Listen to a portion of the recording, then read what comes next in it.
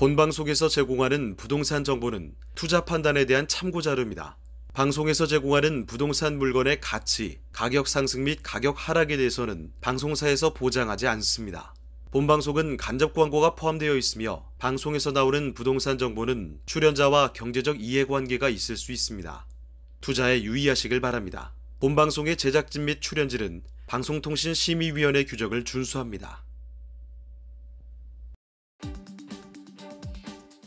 안녕하십니까. 월간 부동산의 진행을 맡은 박성규입니다.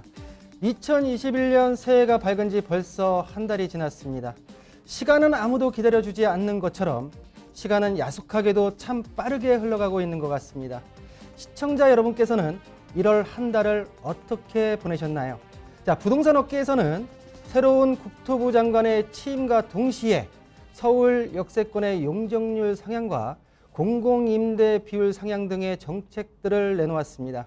자, 그리고 문재인 대통령은 올해 신년 기자회견에서 그동안 부동산 투기의 역점을 뒀지만 결국 부동산 안정화에는 성공하지 못했다며 부동산 정책의 실패를 사실상 인정을 했고요. 자, 투기를 억제하는 기조는 그대로 유지하면서 부동산 공급에서 특단의 대책을 마련하려고 한다고 발언하기도 했습니다. 자, 이러한 정책들 요소와는 별개로 집값은 2020년과 다를 바 없이 천정부지로 치솟고 있습니다. 자, 서울의 아파트 값은 연일 상승세를 이어갔고 일부 단지에서는 소형 아파트 가격이 초고가 주택 기준인 15억 선을 넘는 등 쏟아지는 정책과 별개로 제갈길을 가고 있는 모양새입니다. 자, 여러분의 부동산 지난 1월 한 달간 안녕하셨는지요? 자, 오늘 월간 부동산 1월의 장에서는 2021년 새해를 맞은 부동산 시장을 살펴보고 한 달 동안 쏟아진 부동산 이슈에 대해서 낱낱이 파헤쳐보는 시간을 갖도록 하겠습니다. 자, 스튜디오에 두 분의 전문가 모시고 말씀 나눠보도록 하겠습니다. 자, 건대중 명지대 부동산 대학원 교수 권혁중 시사경제평론가 모셨습니다. 자, 어서 오십시오. 안녕하십니까? 네. 안녕하십니까? 네, 자, 네, 두 분과 함께 본격적으로 시작해 보도록 하겠습니다. 자, 먼저 첫 번째로 다뤄볼 월간 부동산 이슈 탑 3 먼저 화면으로 만나보시겠습니다. 일개 신도시에서 리모델링 열풍이 불고 있습니다. 분당, 일산, 평촌, 부천 중동, 삼본 등 일개 신도시에 건축 연한이 30년이 되어가는 아파트 단지들이 추진이 쉽지 않은 재건축이 아니라 리모델링을 선택하고 있기 때문인데요. 일개 신도시에 부른 리모델링 열풍의 원인을 분석하고 아파트 단지들이 재건축이 아닌 리모델링을 선택하고 있는 원인이 무엇인지 리모델링 사업의 수익성과 향후 전망을 함께 짚어보겠습니다. 자, 월간 부동산 이슈 탑 3. 자, 일기 신도시 리모델링 열풍입니다.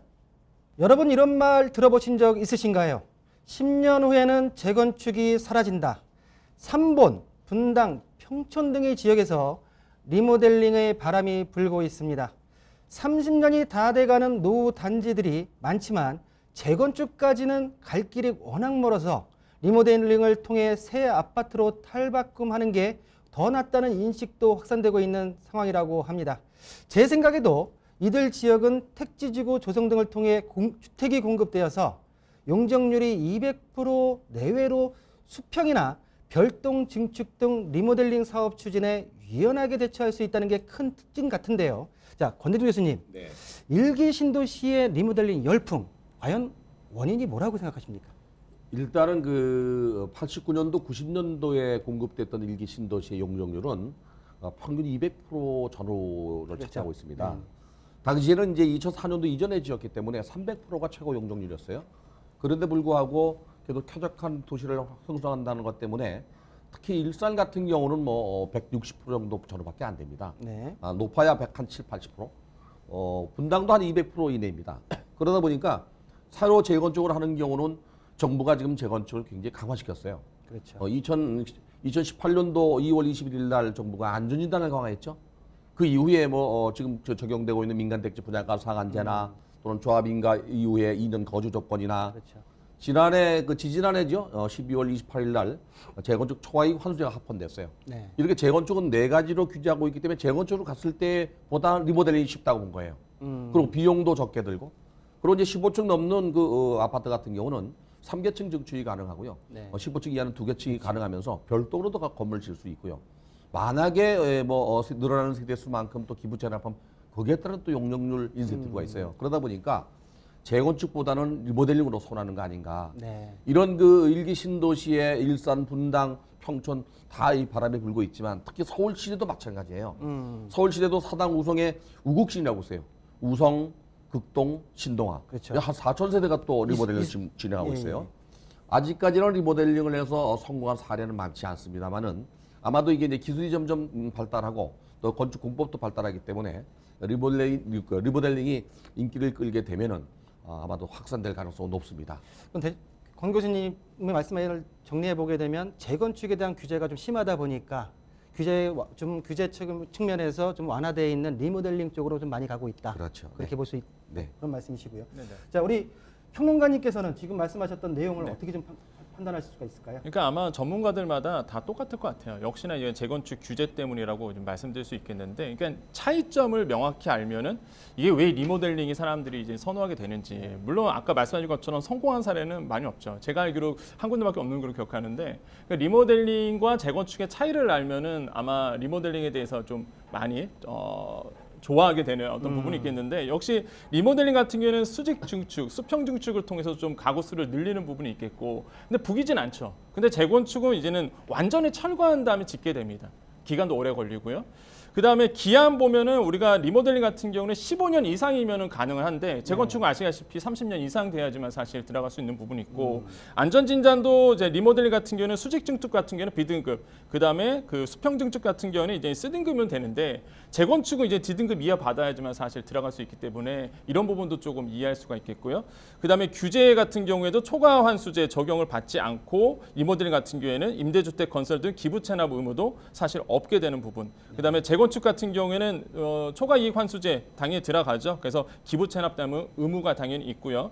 조합 설립은 한 66.7%가 이제 이상의 동의를 얻어야 되는데, 리모델링은, 근데 재건축은 주민 75% 동의를 얻어야 되기 때문에 이런 부분이 아마 그 차이점 때문에 아마 일어나지 않았을까 좀 생각을 해보겠습니다. 자, 우리 평론가님께서는 리모델링과 재건축에 대한 어떤 차이점을 좀 명확하게 좀 구분을 주셨고요. 네네네. 자, 그러면 우리가 부동산에 있어서 수익성이 굉장히 중요할 거예요. 네. 교수님께서 생각하실 때 리모델링 사업, 과연 해당 부동산에 대한 수익성, 그리고 향후 미래 가치에 대해서는 어떻게 좀 판단하십니까? 규제가 없다면 저는 재건축합니다. 규제가 없다면? 네. 왜 그런가 하면 네. 그 재건축은 도시 기반이 되어 있는데 이제 늙었잖아요. 건물도 늙었고 노후 불량하다고 얘기합니다 우리가. 네네. 헐고 다시 우리가 원하는 방향대로 건물을 지을 수 있는데, 리모델링은 뼈대를 두고 가야 됩니다. 네. 그래서 좌우 증축이 안 되고 전후 증축만 됩니다. 전후 증축. 그러다 보니까 건물이 대부분 이제 아파트들이 우리가 말하는 25평형, 30평형들이 되게 정사각형을 두고 설계를 합니다. 그렇죠. 그래야 조망권이나 발길을 조절할 수 있는데, 네. 리모델링은 앞뒤로만 늘어나기 때문에 중간이 어두워집니다. 그런데 과연 그런 비용이 싸느냐? 적어도 3.3제곱미터당 한 250에서 한 350 정도 들어갑니다. 네네. 그러니까 일반적으로 많이 들어가는 데는 한 500까지도 들어갑니다. 네. 그러니까 재건축과 큰 차이가 없어요. 그런데도 불구하고 규제가 강하다 보니까 일로 갔는데, 저라면 재건축합니다. 재건축하신다. 네. 지금 내력벽에 대한 발표, 철거 허용에 대한 발표가 나고 나서 진행하려고 하는 것들이 굉장히 맞습니다. 많은데요. 네네네. 그 내력벽 철거, 과연 리모델링 사업에 있어 수익성과 바로 연결이 될까요? 그럼요. 당연히 이제 내력벽 때문에 사실 이 수익성과 관련이 있죠. 만약에 내력벽이라는 건 아까 말씀한 것처럼 북이게 되면은 오히려 좁은 평수가 더 늘릴 수도 있고요. 그렇죠. 아니면은 내력벽 철거를 역으로 이용해서 넓었던 걸 또 좁힐 수가 있어요. 그러니까 사실 리모델링 했을 때 내력벽 철거 이슈는요, 가장 초미의 관심사입니다.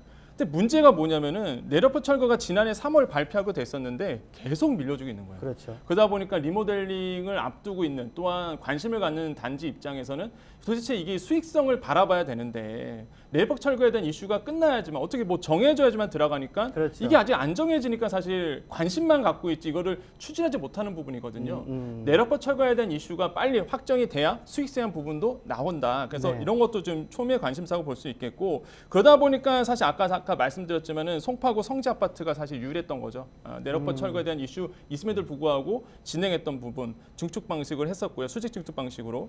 그다음에 이런 부분이 조금 우리가 좀 초미의 관심사로 볼 수가 있겠고, 그래서 저는 그렇게 생각합니다. 만약에 지금 리모델링에 대한 지금 서울 수도권 같은 경우는 지난해 말 같은 경우는 54단지 조합 설립을 맞춘 걸로 지금 나오고 있는데, 내력버 철거 이슈가 빨리 끝나야지만 사실 수익성을 담보받을 수 있다. 이게 완전 팩트다라고 좀 말씀을 드립니다. 그 일산 같은 경우는 지금 네. 이제 킨텍스 그 역 때문에 네네. 그 장성마을 그 아파트 2단지가 있어요. 음. 거기는 이제 59제곱미터하고 61제곱미터 작은 단지가 있는데 용적률이 161%밖에 안 됩니다. 이런 데는 수익성이 있죠. 문제는 이제 증축할 수 있는 법적 요건이 갖춰져야 되는데 이 법이 그냥 존속돼 있으면 늘리는 데 한계가 있어요. 그렇겠죠. 그래서 늘릴 수 있는데도 불구하고 못하는 음. 이런 문제가 정부가 좀 해결해야 될 것 같고요. 제 개인적인 생각입니다만은 이제 재개발 사업을 하거나 재건축 사업을 하거나 재개발도 마찬가지입니다만은 리모델링을 할 때 세대수를 늘리는 방향, 소위 말하는 1주택 2세대가 살 수 있는 주택을 좀 확대하면 왜 그러면 지금 현재 리모델링을 하는 단지나 재건축하는 단지의 소유자를 보면 대부분 나이가 많아요. 그렇죠. 네. 새로운 투기 세력이나 투자 세력이 들어왔을 경우는 젊은 층이 있지만 대부분 나이가 많다 보니까 이제 아이들이 출가하고 둘만 사는데 85제곱미터 이상 되는 주택도 집이 있거든요. 넓고. 그래서 그거를 1가구 2세대로 쓸 수 있게 설계해 줄 수 있다면 구조적으로도 그렇게만 된다면 임대를 놓고 월세를 받을 수 있고 또는 뭐 별도로 두 가구 종전 면적 범위 내에서 1.4배죠. 지금 현재 종전 면적 범위에서 두 개를 받을 수 있어요. 네. 이거를 좀 늘려서 1.4배까지 늘릴 수 있으니까 이걸 두 개를 받을 수 있다면 주택 공급도 늘어나고 선호도도 높아져서 사비도 활성화되지 할 수 있지 않겠나. 네, 알겠습니다. 리모델링에 관해서 우리 두 분의 다양한 의견을 좀 들어봤습니다. 자, 리모델링에 관련해서 많은 이야기가 오가고 있습니다. 자, 이 시점에서 대표적인 1기 신도시인 3번 신도시 지역의 한 아파트가 리모델링 조합 설립인가에 성공했다는 사례가 있어서 제가 직접 만나봤습니다. 자, 인터뷰 내용 화면으로 만나보시죠.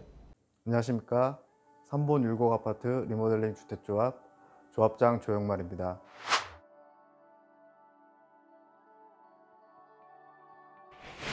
네, 저희 3번 율곡 아파트는 1994년 5월 준공 후 약 28년 된 아파트로서 총 가구수는 2042세대 21개 동으로 구성되어진 아파트입니다. 주변에 초등학교 2개와 중학교, 고등학교를 끼고 있으며 3번역까지는 300m 내외로 역세권에 위치한 단지입니다. 중심상과도 멀지도 너무 근접하지도 않은 적당한 거리에 위치하여 학세권과 역세권, 상권의 이점까지도 누릴 수 있는 좋은 위치에 있는 단지입니다.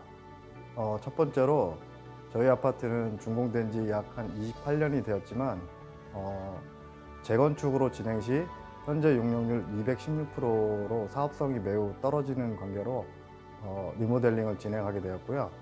두 번째로는 저희가 2042세대의 대단지인데도 주차 가능 대수가 세대당 약 0.42대로서 가능한 주차 인원이 세대당 너무 부족하기 때문에 리모델링 진행을 할 예정이고 있습니다. 세 번째로는 단지 내 각종 컴퓨터 시설 등의 확충으로 주거 환경을 개선하기 위해서입니다. 네 번째로는 주거 환경의 개선으로 인한 소유자의 자산 가치 상승을 위해서 진행하고 있습니다.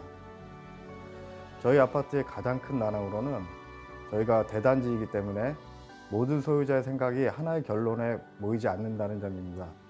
모두가 리모델링에 동의하지는 않고 있기 때문에 동의하시지 않은 소유주분들의 한 분 한 분 설득해 나가는 과정이 매우 큰 난제입니다.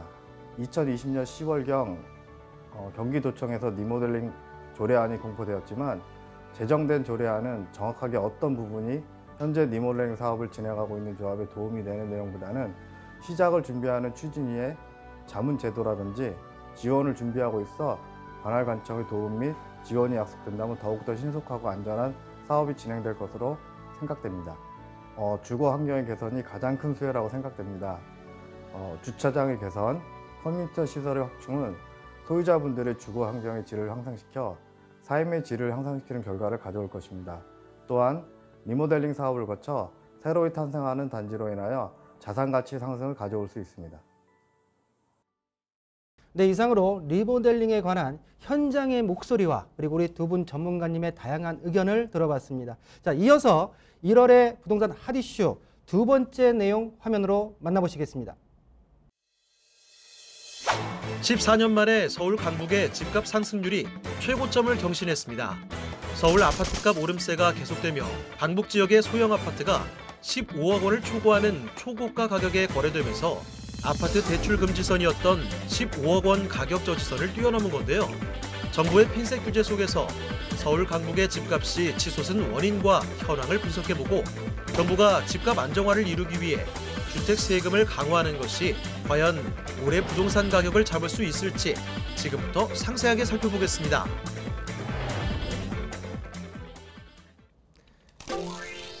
자, 강북도 신고가 저지선 뚫고 나온 아파트 값이 두 번째 탑2로 자리 잡았습니다. 시청자 여러분, 노도강이라는 말을 들어보셨나요? 노도강이란 서울의 노원구, 도봉구, 강북구를 뜻하는데요. 이 세 지역의 집값이 2020년 기준 전년 대비 25%가 뛰었다고 합니다. 자, KB 주택가격 동향에 따르면 서울 25개국 아파트값 상승률은 노원구가 30.6%로 가장 높았으며 성북, 강북, 동대문, 도봉이 25%에서 30%대로 그 뒤를 이었습니다. 자, 서울 아파트값이 상승세를 이어가면서 일부 단지에서는 소형 아파트 가격이 초고가 주택 기준인 15억 선을 넘어서고 있는데요. 자, 평론가님, 강남도 아닌 강북의 뜨거운 집값 상승세 과연 어떻게 생각하십니까? 그 배경을? 네, 일단 월간 KB 주택 시장 동향에 보면은요, 그 작년 서울 집값은 한 10.7% 정도 올랐습니다. 근데 그 중에서 이제 특정 지역이죠. 강북 지역의 14개 구가 집값 상승률이 11.13% 올랐고요. 강남 지역 11개 구 10.28% 올랐는데 그렇게 따지면 이제 강북이 더 오르게 된 거죠. 근데 여기서 팩트는 뭐냐면 아까 노도강은 아니고요. 사실 강북 지역의 14개 구를 합쳐서 집값 상승률이 11%였다. 그래서 이제는 강남 지역의 11개보다 더 올랐다라는 사실이겠죠. 사실 이렇게 보면은 왜 이렇게 강북이 많이 올랐을까, 더 올랐을까라고 본다면은 첫 번째로는 저는 대출 활성화 부분이다. 이게 제가 봤을 땐 크게 중요한 영향을 미치지 않았을까 생각을 해봅니다. 대출 활성화요? 네, 그렇죠. 그러니까 대출에 대해서 물론 규제가 많이 됐지만 그럼에도 불구하고 사실 대출이 많이 이루어졌거든요. 풍부한 유동성 때문에. 한국은행이 발표한 2020년 하반기 금융안전보고서에 따르면요. 가계부채액이 3분기 말입니다. 작년 3분기 말에 1,682조 원대 된다. 엄청나죠. 전년 동기 대비 한 7% 정도 늘어났고요. 그다음에 주택담보대출 같은 경우에가 한 7.2% 증가세를 계속 기록하고 있거든요. 기타 대출에서도 신용대출이 한 6.8% 증가됐습니다. 그러니까 대출 자체가 좀 총량이 굉장히 늘어나고 있는 부분이 있겠고, 그럼 우리가 전체 대출을 봤을 때 좀 더 이제 좁혀볼까요? 바로 이런 청년 대출을 좀 보게 된다면 30대 이하 청년 대출 3분기 말 기준으로 이제 409조 3천억 원 정도 됐습니다. 전년 동기 대비해서. 그러니까 재작년이겠죠. 전년 동기 대비해서는 8.5%나 늘었고요. 그러면 이제 청년 대출 중에서도 우리가 좀 나눠볼 수 있겠는데 주택 관련 대출로 또 보자면은 거기에서 260조가 이제 주택 대출이었습니다. 그러니까 전년 동기 대비해서 또 이게 10%나 좀 증가된 상황입니다. 그럼 여기서 또 나눠야 돼요, 사실. 이게 청년 대출도 있고, 그러면 이제 20대야 청년들도 30대가 있잖아요. 그러니까 20대의 특징을 봤더니 어떻게 왜 대출을 받냐 봤더니 전월세 때문에 사실 이제는 부동산 쪽에서 대출을 받았고요. 30대는 바로 아시겠지만은 패닉 바잉, 말 그대로 매매를 위해서 사실 대출을 받았다 이렇게 통계가 나왔었거든요. 그러니까 이렇게 그러니까 전세 가격도 올라가고요. 그다음에 대출량이 늘어나다 보니까 아무래도 이렇게 매매 쪽으로 돌리시는 분들이 굉장히 많았다. 이런 게 좀 팩트로 볼 수 있겠고, 두 번째로는 이제 저금리 부분입니다. 그러니까 금리가 낮잖아요. 그러다 보니까 유동성이 늘어나겠죠. 그렇게 되면은 당연히 집주인 입장에서는 올려받고 싶을 거예요. 근데 또 세입자로 들어오신 분들은 쉽게 좀 대출을 받을 수 있고, 전세 대출 같은 경우에는 보증을 받아서 그러면은 좀 더 올려줄 수 있거든요. 전세금을. 그러면 전세금이 올라가죠. 집주인은 더 높게 받고 싶죠. 그렇게 되면 당연히 전세금이 자연적으로 올라갑니다. 전세금이 올라가면 당연히 야, 이리 전세금 낼 바에야 옛날 생각나잖아요. 또 매매하자. 사자. 그렇죠. 차라리 사버리는 게 낫겠다 해서 30대 중심으로 사실 이렇게 패닉 바잉 현상이 계속적으로 일어나는 부분. 그래서 제가 봤을 때는 이런 대출 부분과 물론 관련이 있지만 또 저금리 부분, 두 개 좀 상관관계가 있지만 대출 활성화와 이제 저금리로 인한 풍부한 유동성이 작년도 끌어올렸다. 그 중에서도 강북은 그나마 집값이 싸다고 느꼈기 때문에 그렇죠. 젊은이들이 몰아간 거죠. 쌌기 때문에 강남보다 대출에 대한 부분이 그렇죠. 자유로웠다. 네. 이렇게 이해하면 되겠네요. 맞습니다. 그렇죠? 자, 우리 평론가께서는 강북 전 지역이 다 가격이 뛰었다라는 부분에 어떻게 동의를 하십니까? 동의합니다. 동의하십니까? 2017년도 5월 9일 날 문재인 정부가 대통령 취임하고 난 이후에 네. 지난해 말까지 3년 6개월, 만 3년 6개월입니다. 3년 6개월 동안에 서울의 평균 주택 가격이 한국 부동산원의 자료를 보면 62.5% 올랐어요. 한국 부동산원에 네. 한강 이북에서 가장 많이 오른 종로구가 107%나 올랐습니다. 지금 그 사회자께서 말씀하신 노도강 같은 경우는 네. 최근에 와서 오른 거예요. 평균적으로는 노원구 같은 경우가 58.7% 올랐어요. 58%. 그러니까 10억을 찍었다, 9억을 찍었다 하는 얘기가 나오는 게 최근 얘기인데 이렇게 이제 강북 쪽으로 주택 가격이 오르는 원인은 네. 2015년도 부동산 3법이 통과되면서 재건축에 날개를 달았잖아요. 그렇죠. 민간택지 분양가 상한제 폐지했지요. 또 재건축 초과이익 환수 2017년까지 연기했지요. 이게 조합이 네 맘대로 짓고 네 맘대로 분양받아 가격 책정이 이렇게 됐단 말이죠.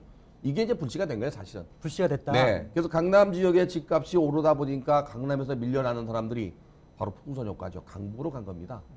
이 강북에는 또 그 정부가 9억 원 이하 대출을 또 규제 완화했잖아요. 9억을 보고 향해 간 겁니다. 그러니까 대출이 늘어날 수밖에 없죠. 그러다 보니까 너도 나도 가격이 3억, 4억, 5억짜리가 6, 7, 8, 9억으로 달려간 거죠. 네네. 그런 현상들이 최근에 와서 좀 더 많이 늘어나는 이유는 수도권까지 풍선 효과가 일어나니까 다시 그보다 좀 더 저렴하다고 생각한 서울로 역기성한 것처럼 역기성. 서울 쪽으로 투자가 들어와서 투자를 했는데 사실은 그 노원구 같은 경우는요 좀 문제가 있어요. 제가 이게 그 서울시 용역 사업을 한번 한 적이 있는데요. 노원구는 2004년도 이전에 지었기 때문에 평균 용적률이 250%가 넘어요. 다시 재건축하면 늘어날 게 없습니다. 소위 말하는 오히려 줄어들면 줄어들었지. 그런데도 불구하고 미래 가치에 대해서 부동산은 미래 가치가 있는 현재 가치로 거래해야 되잖아요. 그렇죠. 그래서 오래된 아파트가 미래 가치가 있기 때문에 비싼데 노원구는 그렇지 않은데도 불구하고 저렇게 오른 이유는 현재 가치가 높은 거라.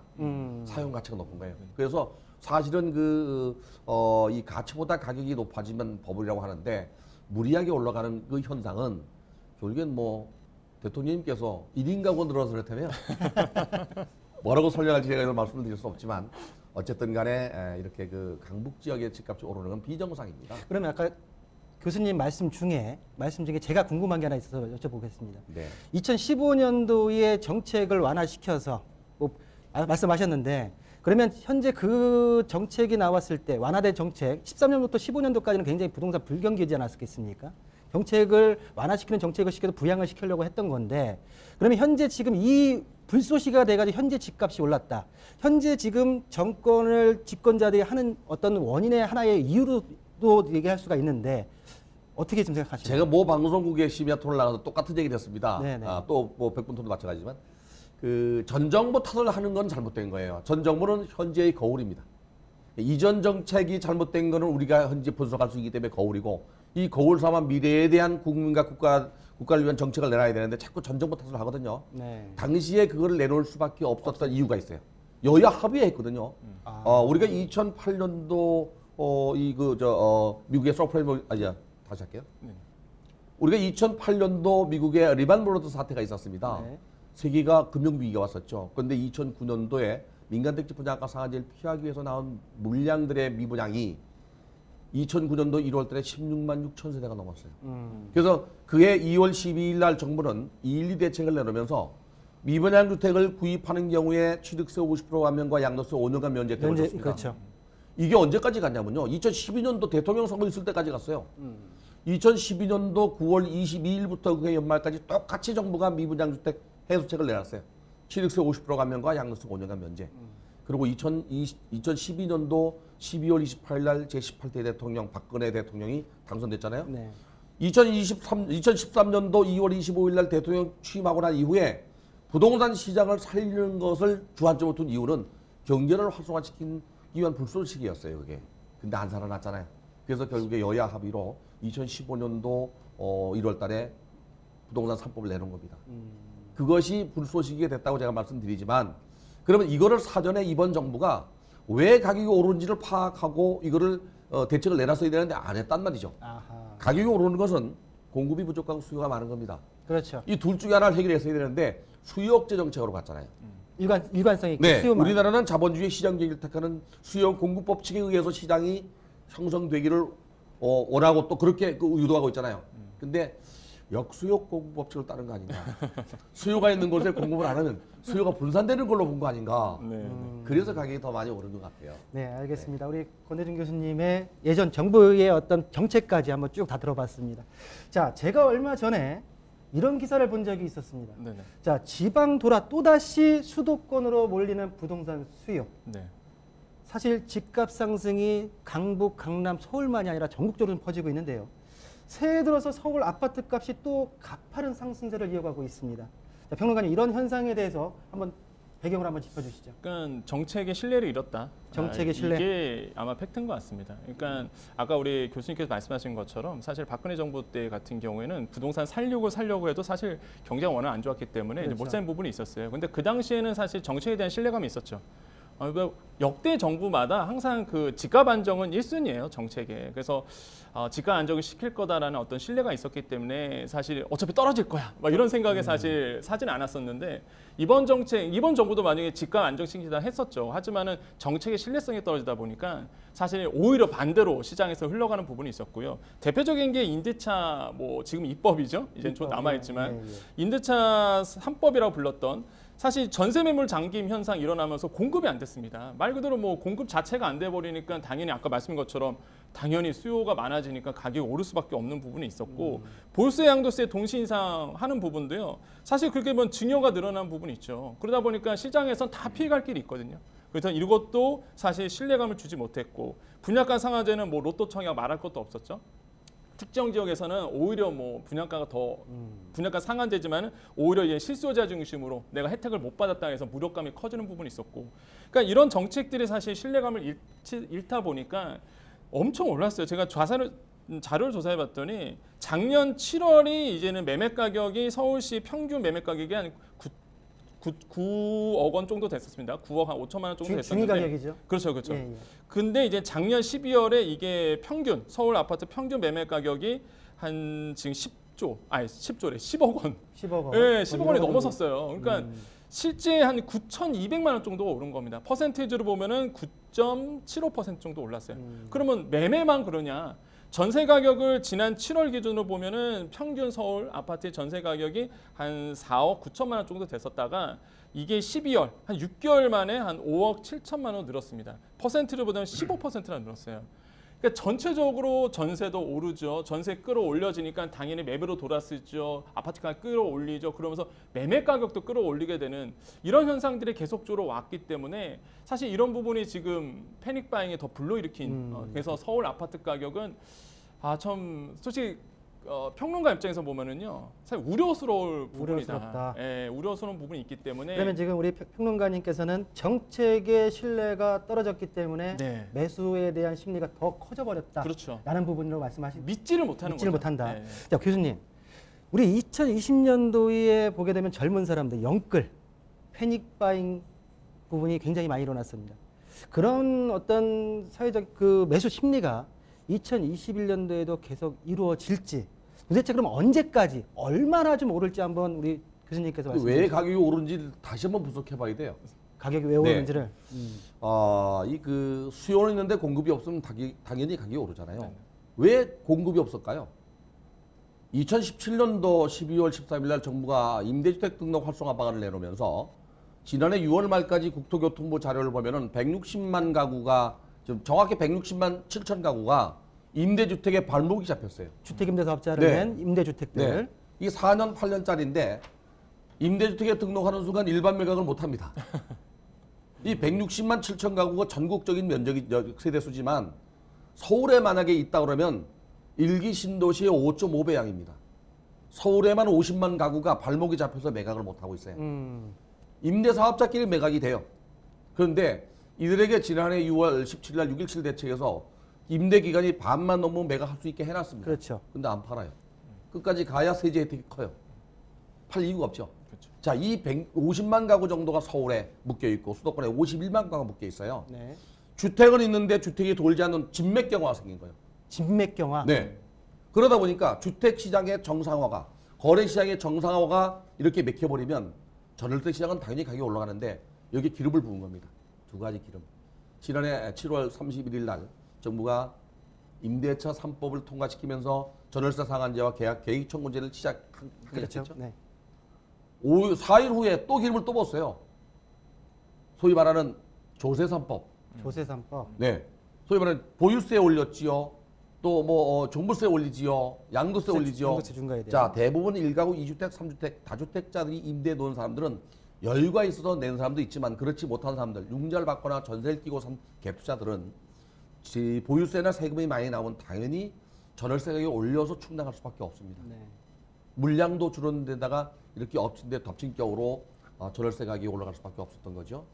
사실은 금년도 6월 1일 이후부터는 이제 보유세나 종부세나 양도세가 이제 올라갑니다. 대폭. 특히 양도세는 규제지역에서 가산세 10%가 더 있고요. 그렇죠. 벌써 1월 1일부터는 이 보유세가 6 내지 42%가 45%로 올라갔습니다. 네. 1가구 3주택자가 만약에 주택을 매도하면 세금까지 한 80% 낸다고 봐야 돼요. 그러면 취등록세까지 합치면 다 줘야 된다고 얘기해요. 금년도에 전망을 해보면요. 정부가 이제 새로운 변청흠 장관이 주택 공급을 하겠다고 돌아서긴 했습니다만은 계획은 아직은 계획일 뿐입니다. 계획이다. 당장 들어갈 집이 없다면 가격이 진정되긴 쉽지 않은데 당장 들어갈 집으로 돌아오려면 3년에서 5년은 걸립니다. 그러면 금년도 하반기까지는 주택 시장은 강보합세를 유지할 수밖에 없다. 정부합세를. 여기에 세금까지 중과세 되면은 매매 시장은 그냥 강보합세로 여전히 유지하겠지만 전월세 가격은 더 또 올라갈 가능성도 있어요. 그렇죠. 세금이 부과돼 봐야 아이쿠 하는 소리가 나면 이제는 월세를 올리거나 뭐 매물이 없으면 올리게 돼 있잖아요. 이런 문제들이 발생할 수 있고요. 예, 중장기적으로 내년 하반기나 후년쯤 되면 임대차 등록을 한 주택 임대차 등록을 한 50만 가구 중에 일부가 시장에 나온다면 그때는 좀 숨통을 트지 않겠나. 오히려 정부가 공급하는 것보다 이게 먼저 나올 수 있어요. 그러면 민간에서 나오는 공급 물량이 교수님 입장에 보셨을 때는 먼저 나올 수 있다. 네. 4년 임대로 등록한 가구 수는 임대 기간이 끝나고 나면 연장이 안 됩니다. 그렇죠. 10년 임대로 가야 됩니다. 대부분 다주택자가 4년, 8년 임대 놓은 사람들, 특히 짧게 놓은 사람들은 나이가 많은 사람들이 많아요. 현재 강남을 넘어서 강북 지방까지 10억 아파트가 본물을 이루고 있습니다. 자, 새해에도 펄펄 끓는 아파트 매매값과 전세값으로 서울 25개구 모두 30평대 아파트가 10억 선을 넘는 이른바 10억 클럽에 가입했다 해도 과언이 아닌데요. 자, 교수님. 네. 서울 전 지역의 30평대 아파트가 다 10억 클럽에 가입을 했다고도 과언이 아니라고 지금 말씀을 드렸습니다. 자, 이런 집값 상승 잠재울 수 있는 부분이 없을까? 또 하나, 두 번째.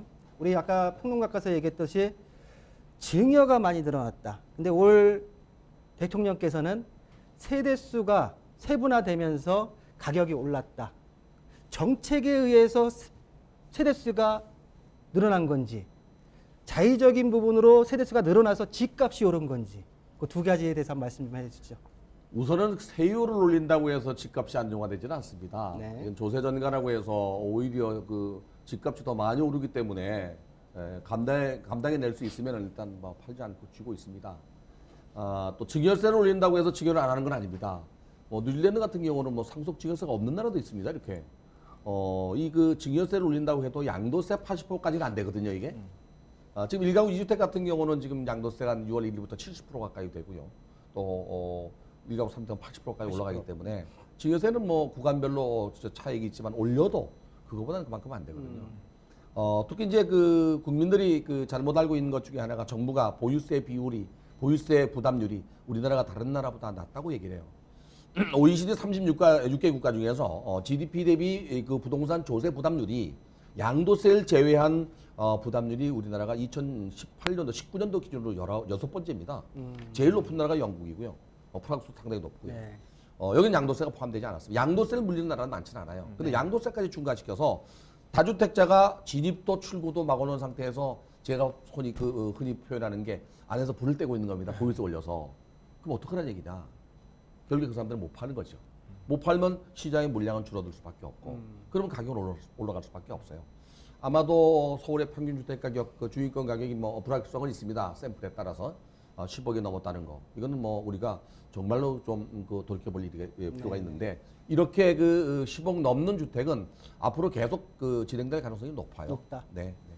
그러면 아까 전에 우리 주택임대사업자의 물량이 단기 물량이 내후년쯤에 풀릴 수 있다라고 네. 말씀하셨는데 현재 지금 양도세 중과에 대한 유예가 10% 20%가 있지만 20% 30%가 되는 게 올 5월 31일까지 유예가 네. 돼 있습니다. 네. 그러면 공공에 대한 공급 정책을 제외하고 민간 물량에 있어서 이 양도세가 무서워서 나올 수 있는 물량이 과연 얼마나 저는 있다고 봐요. 있다고 보지만 시장에 미치는 영향은 아주 미미하다고 봐요. 미미하다. 왜 그런가 하면 이미 중과세 때문에 매도할 사람들은 거의 대부분 매도했다고 보여지고 아직 세금이 뭐 직접 부과되지 않았기 때문에 얼마나 부담스러운지 모르지만 이제 세금이 올라간다고 아는 사람들 중에 놓치기를 놓치는 사람들은 아마도 3, 4, 5월 달에 매물을 내놓을 거라고 보여지는데 그렇죠. 그 물량이 시장을 좌지우지하거나 가격을 안정화시킬 수 있을 만큼 물량은 아니고요. 아니다. 네, 급매물이 나오는 정도 수준이 아니겠나는 생각이 들어요. 민간 공급에 있어서는 역부족일 수 있다라고 이해를 하겠습니다.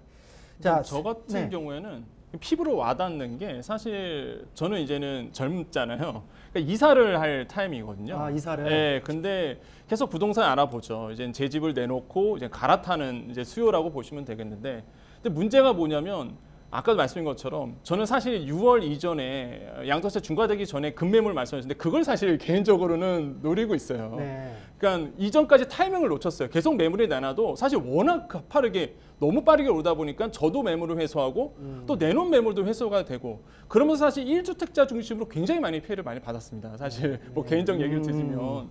근데 이제는 양도세 중과가 이제 6월 1일부터 되기 때문에 그 전에는 이제 급매물이 분명히 나올 가능성 저는 있다고 봐요. 개인적으로는. 그래서 이제 개인적으로 봤을 때는 뭐 그거를 이제는 매물을 잘 노릴 거다라고 볼 수 있겠지만은 아까 말씀하신 저도 동의를 하거든요. 그 매물 자체가 크지는 않을 것 같다는 생각합니다. 그러니까 버티기로 아마 들어가지 않을까. 직접 해당 사항이 있으신 우리 네, 평론가님께서도 피부로 피부로 느끼고 있다. 네네. 과연 어떤 물건이 나올지는 미지수다라는 네네, 부분으로 맞습니다. 이해를 하겠습니다.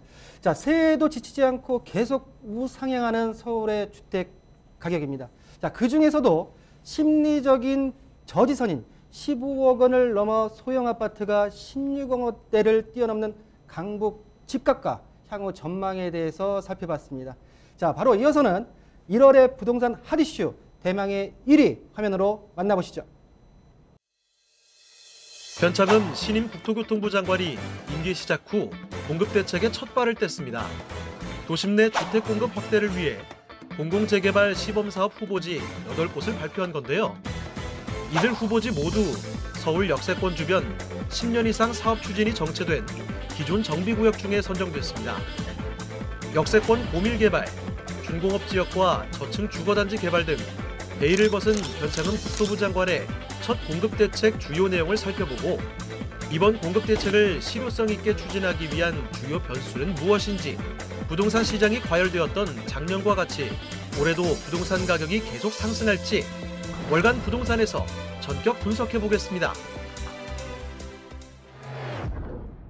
자, 월간 부동산 1월 대망의 부동산 이슈 1위입니다.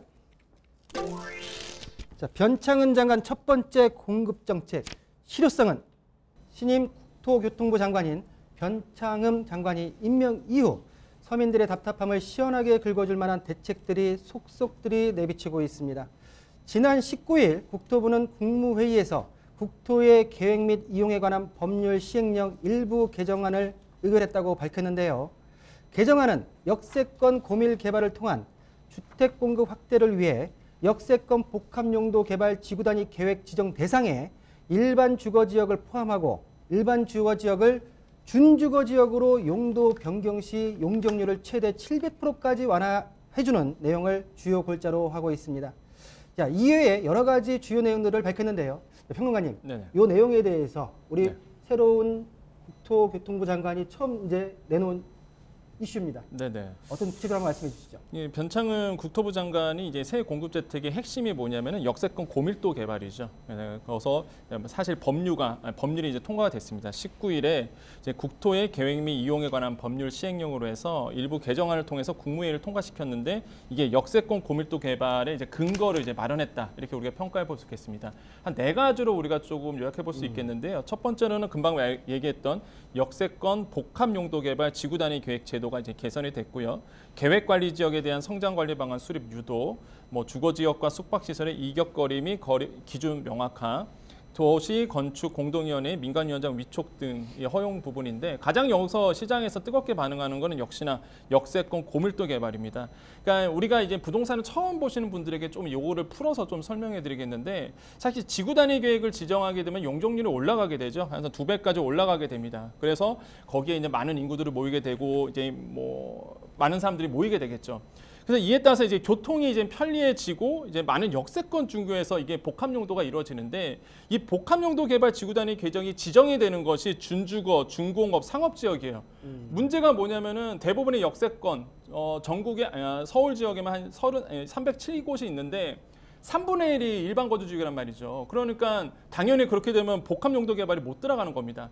그래서 정부가 이거를 이제 준주거적으로 종상향을 해서 풀어야겠다는 얘기거든요. 그렇게 되면은 당연히 이제 복합 개발에 들어갈 수밖에 없는 상황일 거고 그렇게 되면 공급이 좀 늘어나는 부분 이런 부분에서 지금 핵심적인 어떤 이슈다라고 좀 생각을 해보겠는데요. 네네. 그래서 이제 개정안을 본다면은 이게 좀 풀어졌죠. 최대 용적률 그렇게 되면 최대 700%까지 용적률이 좀 허용되는 부분이 있겠고 두 번째로는 용적률 증가에 따라서 또 걸렸던 게 바로 일조권에 대한 부분입니다. 일조권 때문에 사실 올리고 싶어도 못 올린 부분이 있었는데 이게 좀 양화됐어요.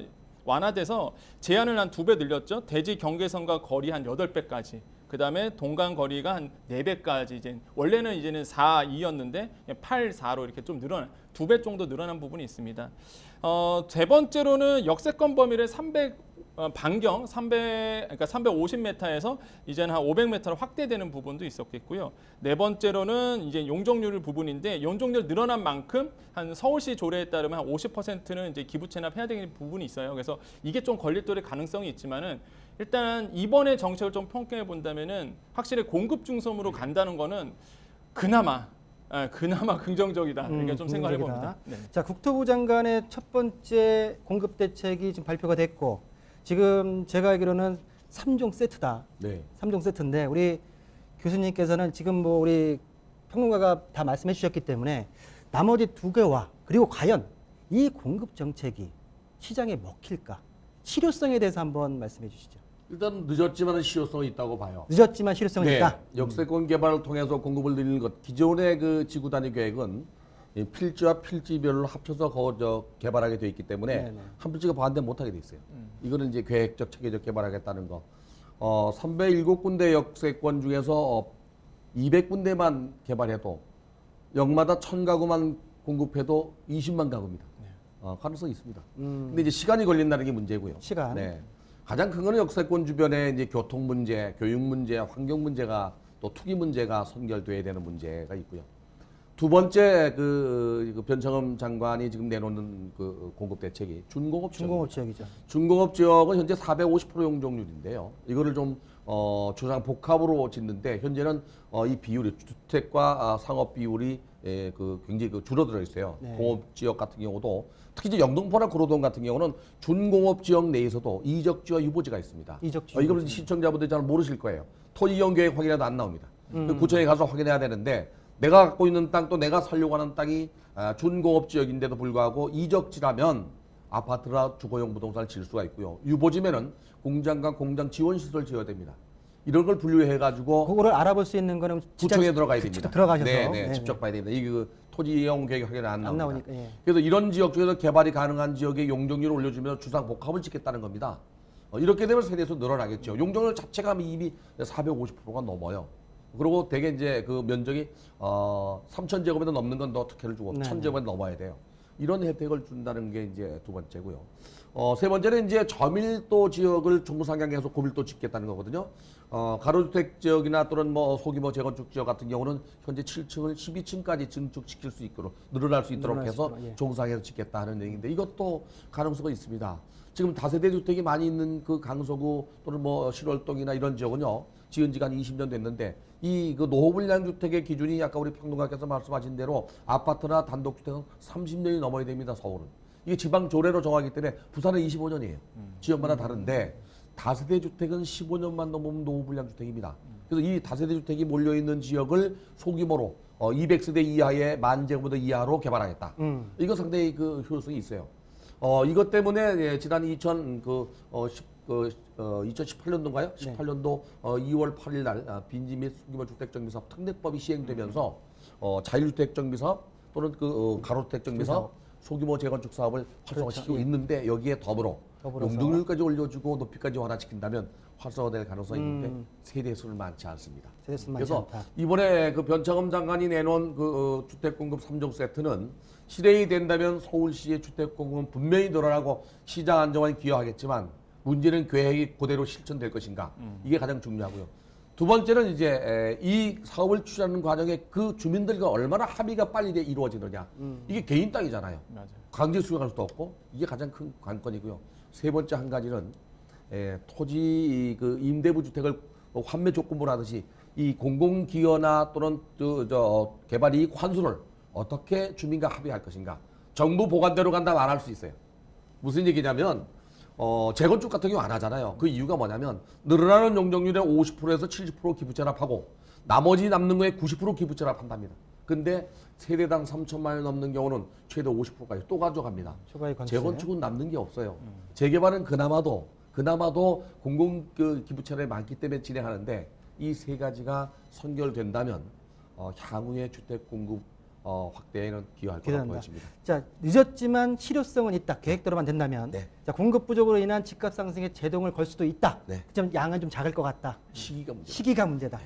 자, 다양한 우리 교수님께서 변수에 대해서 말씀해 주셨는데 네. 중요한 거는 이제 변수입니다. 네. 제대로 진행이 될까? 네. 평론가님 어떻게 생각하시나요? 그러니까 아까 말씀해 주셨는데 첫 번째는 역시나 주민 간에 어떻게 이걸 해소시킬 수 있을까? 그러니까 소통을 어떻게 할까요? 사실 아까 말씀하신 것처럼 공공 재개발 같은 경우로 말씀드리면요. 토지 소유자의 3분의 2, 그다음에 토지 면적의 2분의 1 이상 동의가 필요합니다. 이거는 이제 공공이 들어갈 부분. 그럼 민간하고 같이 조합하고 들어간다 그러면 조합원 과반수 이상이 있어야 되는 부분이 있습니다. 그러니까 사실 이제 합의가 안 되면 사실 이제 들어갈 수 없는 부분인데 아까도 정말 잘 말씀해 주셨던 게 우리 사람이잖아요, 항상. 그럼 이게 내가 들어가느냐, 종공 재발이든 재개발이든 들어가서 내가 수익이 남느냐예요. 사실 나에게 이롭냐. 그게 잘못된 건 아니잖아요, 사실. 그렇죠. 그래서 그런데 지금 현황으로 본다면 남는 게 많이 없다 보니까 사실 이제 주민들의 동의가 이끌어내기가 좀 힘든 부분이 좀 있을 거다라고 보고 두 번째로는 과연 이대로 갈 것인가. 제가 보기에는 여당 안에서도 사실 정치권 눈치를 좀 보고 있습니다. 그러니까 여당의 눈치를 보는 거죠. 최근에 그 한 여당 의원이죠.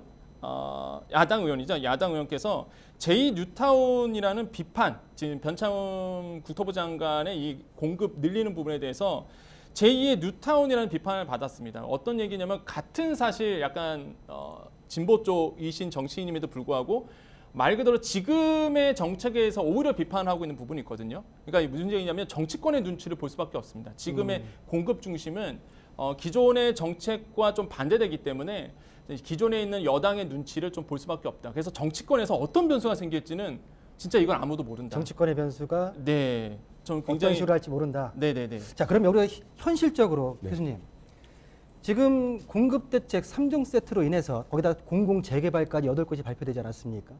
많은 뉴스 기사를 보거나 아니면 저한테 많은 상담 내용이 들어오는 중에 재개발, 공공에 대한 부분에 있어서 투자할 물건들이 있느냐. 그리고 또 하나 뭐냐면 그 주변의 가격대가 굉장히 지금 천정부지로 오르고 있습니다. 지금 이 부작용이라고 말할 수가 있을 텐데요. 이런 부분에서는 어떻게 생각하십니까? 우선 그 이번에 정부가 추진하는 공공재개발 그 선정 8군데 했죠. 기존의 재개발 사업지구 14군데에 신규 56군데 합쳐서 70군데가 신청을 했습니다. 그 뒤에 8군데 한 거고요. 3월 말에 다시 한 10군데 정도 발표를 할 계획입니다. 이 그 재개발 사업지구와 재건축 사업지구의 그 차이는 딱 한 가지입니다. 재개발 사업, 재건축 사업 둘 다 노후 불량합니다. 도시 기반이 잘 되어 있는데 노후 불량한데 재개발은 매우 노후 불량합니다. 그리고 열악합니다. 그래서 재건축으로 헐고 다시 지면 됩니다. 그 늘어나는 세수만큼 도로 폭을 기부 체납하면 됩니다. 그런데 재건축은 그렇지만 재개발은 새로운 도로를 내야 되고 공공용지나 주차장이나 공원도 만들어야 되기 때문에 전체 토지의 약 40% 이상이 기부 체납하게 돼 있어요. 그래서 역대 정부가 재건축만 규제했습니다. 재개발은 규제가 없었습니다. 근데 이번에 공공재개발을 갈 때 그 열악한 환경 속에서 어차피 기부 체납하기 때문에 주민들은 선호하거나 참여하는 거거든요. 네. 자, 지금 이미 그 3.3제곱미터당 모 지역 개발된 데는 지정된 데는 1억이 넘습니다. 1억이 넘었습니다. 네. 네. 이게 사실은 주거 환경을 개선하기 위해서 재개발, 재건축, 정비 사업을 하는 것은 그들의 환경을 바꿔주려고 하는 건데 전부 손바뀜이 돼서 재정착률이 20%도 안 됩니다. 이거는 잘못된 개발 아닌가. 그들이 원하는 방향대로 그들이 계속적으로 거주할 수 있는 그런 재건축, 재개발이 필요한데 정부가 일단 발표부터 하다 보니까 가격이 오르는 거예요. 그래서 뒤늦었지만 이 지역을 도시 재정 및 촉진이라는 특별법을 다시 살려서 규제하느냐, 아니면 거주 기간 늘려서 못 팔게 하느냐, 아니면 지구 지정된 이후부터는 지금 입주권이 안 나옵니다. 그 이전부터만 나오거든요. 이렇게 하나 둘씩 규제를 하고 있는데 규제가 능사는 아닙니다. 정책을 제대로 짜서 발표하기 전에 그 지역의 집값이 급등하지 않도록 해놓고 동시에 발표하는 게 맞는데 그렇죠. 항상 뒷북을 치는 것 같아요. 미리 단독 쳐놓고 네. 그리고 나서 발표하는 게 네. 맞다라는 분의 자, 말씀이시죠? 그러면 일반 투자자들이 제가 투기를 부추기는 건 아닙니다만은 만약에 투자한다면 3월 말일 전에 투자하면 돼요. 그럼 입주권 나옵니다. 그 지역은 이미 뭐 다 발표된 지역 그렇죠. 아닙니까? 그렇죠. 그래서 네. 이렇게 지역을 발표하기 전에 정부가 그런 지역은 오늘 날짜로 거래를 중단하거나 오늘 날짜로 거래되는 사람들은 입주권을 주지 않는다면 거래 안 할 겁니다. 간단합니다. 토지거래 허가구역 주택거래 신고제 이거 안 해도 필요 없이 그냥 그렇게만 발표해도 될 텐데 그냥 놔두고 있잖아요. 이게 가격을 올려서 양극화 시키는 거 아닌가? 세금 거두려고 하는 거 아닌가?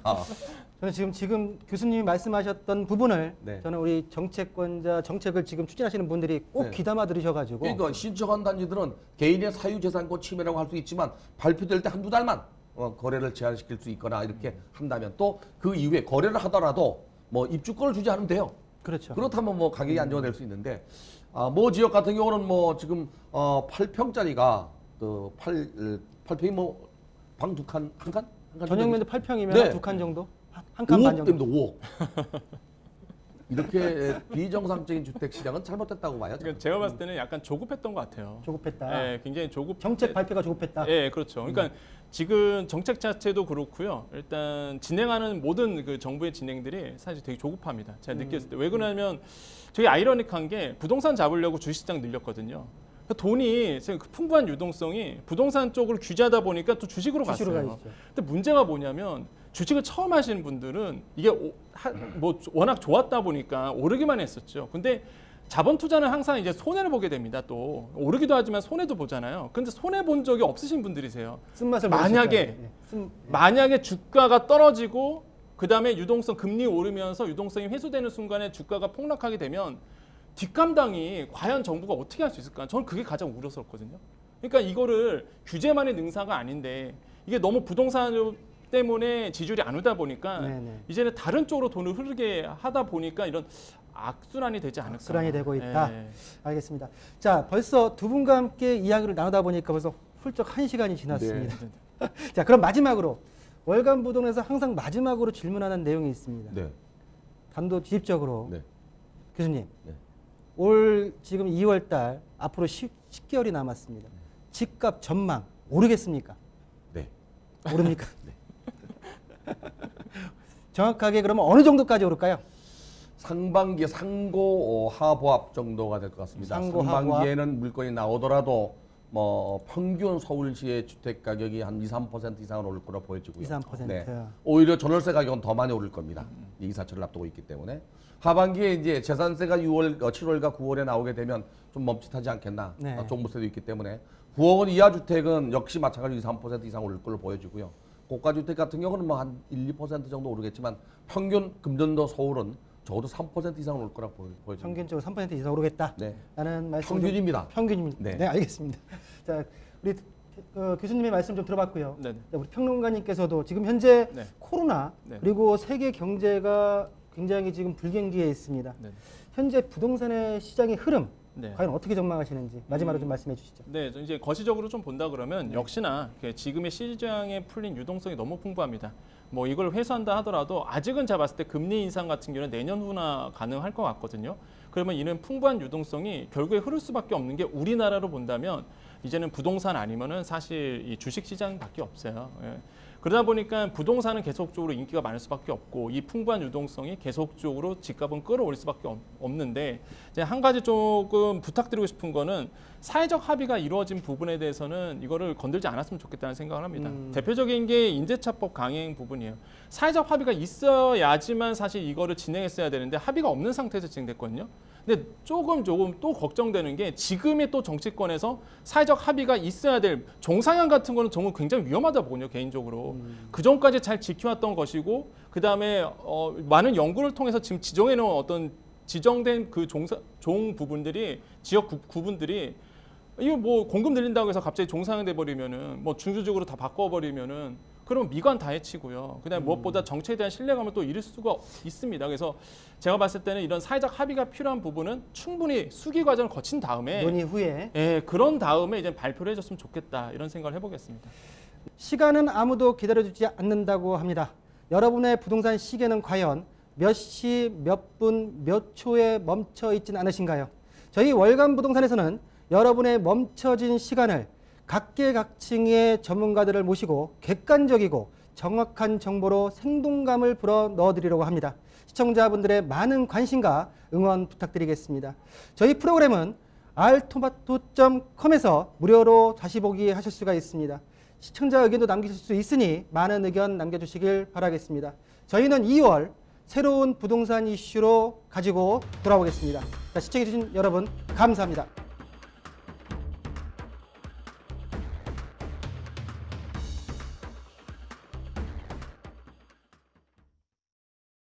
본방송에서 제공하는 부동산 정보는 투자 판단에 대한 참고 자료입니다.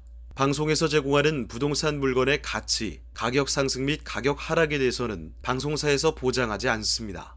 본방송은 간접 광고가 포함되어 있으며 방송에서 나오는 부동산 정보는 출연자와 경제적 이해관계가 있을 수 있습니다.